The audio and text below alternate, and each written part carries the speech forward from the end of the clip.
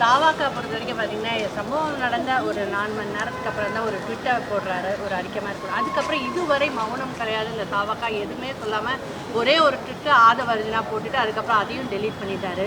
இத பத்தி நீங்க என்ன சொல்றீங்க? இப்பொழுது நாம் மக்களை பற்றி அவங்க அவங்களோட பாதுகாப்பை பற்றி அவங்களுக்கு ஆறுதலாக இருக்கிறத பற்றி தான் யோசிக்கணுமே தவிர இன்னும் பிரச்சனையை தூண்டுவது போல வன்முறையை தூண்டுவது போல பேசுறது அப்படிங்கிறது நிச்சயமாக உச்சக்கட்ட பொறுப்பின்மை அப்படின்னு தான் நான் சொல்ல முடியும்.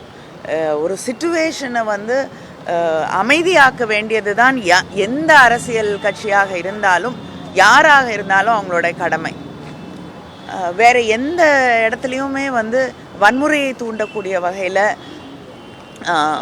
இன்னும் உயிர் சேதமும் இன்னும் உயிரிழப்பும் இன்னும் ஒரு வயலன்ஸையும் உருவாக்கக்கூடிய பேச்சுக்கள் அப்படிங்கிறது தவிர்க்கப்பட வேண்டும். அதுக்காக தான் முதலமைச்சர் கூட நேற்று யார் மேலேயும் குற்றம் சொல்ல வேண்டிய தருணம் இது இல்லை அப்படிங்கிற ஒரு தொனியில் யாராக இருந்தாலும் யாரும் தன்னுடைய கட்சியை சார்ந்தவர்களோ மக்களோ பாதிக்கப்படக்கூடாதுன்னு தான் நினைப்பாங்கன்னு ஒரு மிக பெருந்தன்மையோடு ஒரு விஷயத்தை சொல்லியிருக்கக்கூடிய ஒரு சூழலில் வன்முறையை தூண்டக்கூடிய செயலில் யார் ஈடுபட்டாலும் அது பொறுப்பின்மையின் உச்சகட்டம்.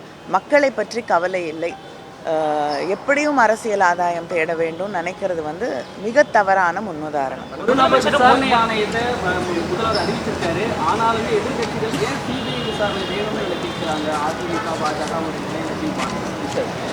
யார் வேணாலும் எதை வேணாலும் கேட்கட்டும்.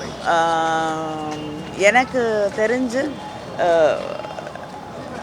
ஒரு தனிநபர் கமிஷன் நியமிக்கப்பட்டிருக்கு. அது விசாரணையை அடுத்த நாளே வந்துட்டாங்க. அவங்க விசாரணை தொடங்கி இருக்கிறது. அதை தாண்டி எப்படிப்பட்ட விசாரணைகள் வேணும்னு அவங்க நினைக்கிறாங்களோ கேட்கட்டும். அதை பற்றி யாருக்கும் ஒரு மாறுபட்ட கருத்து.